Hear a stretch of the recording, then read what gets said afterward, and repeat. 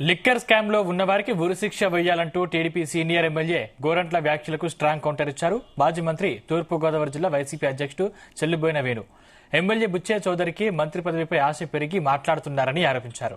Rajahmundry rural నియోజకవర్గంలో గోదావరిలో అక్రమంగా ఇసుక ట్రేడింగ్ చేస్తూ లారీకి 2,000 రూపాయలు వసూలు చేస్తున్నారని ఫైర్ అయ్యారు. జగన్ హయాంలో జే బ్రాండ్ మద్యమంటూ ప్రచారం చేసి కూటమి ప్రభుత్వంలో అదే లిక్కర్ను 5 నెలల పాటు ఎందుకు అమ్మకాలు చేశారని మాజీ మంత్రి వేణు ప్రశ్నించారు.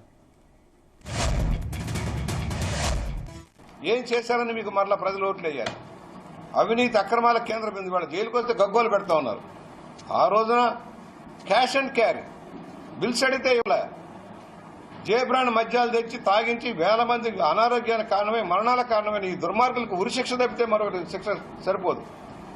ప్రజల ప్రాణాలతో ఆరోగ్యాలతో చెలగాటపడిన వైఎస్ఆర్ పార్టీ నాయకులకి ముఖ్యమంత్రికి ఆనాటి ముఖ్యమంత్రికి ఎలాంటి శిక్షలు పెట్టాలో మీరే ఆలోచించండి. బుచ్చే చౌదరి గారు నిన్న పాపం వయసు పెరిగిందా ఆశపడ్డా?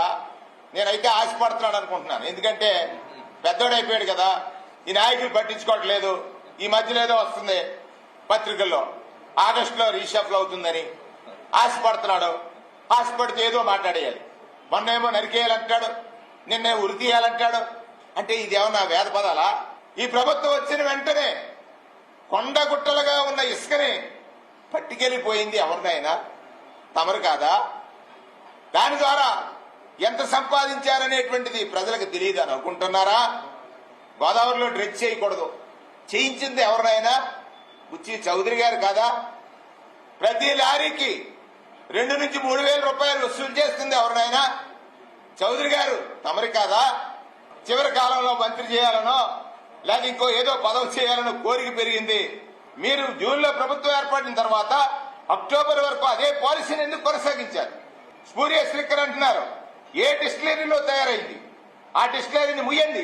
ఎన్ని డిస్టిలరీ మూసారు మీరు? నీ ఇష్టానుసారం ప్రచారం చేశారు. జే బ్రాండ్ అంట. ఏ బ్రాండ్? భూమి ఎవరు తెచ్చారు? నీవే కదా. ప్రెసిడెంట్ మెడల్ ఎవరు తెచ్చారు? మీరే కదా.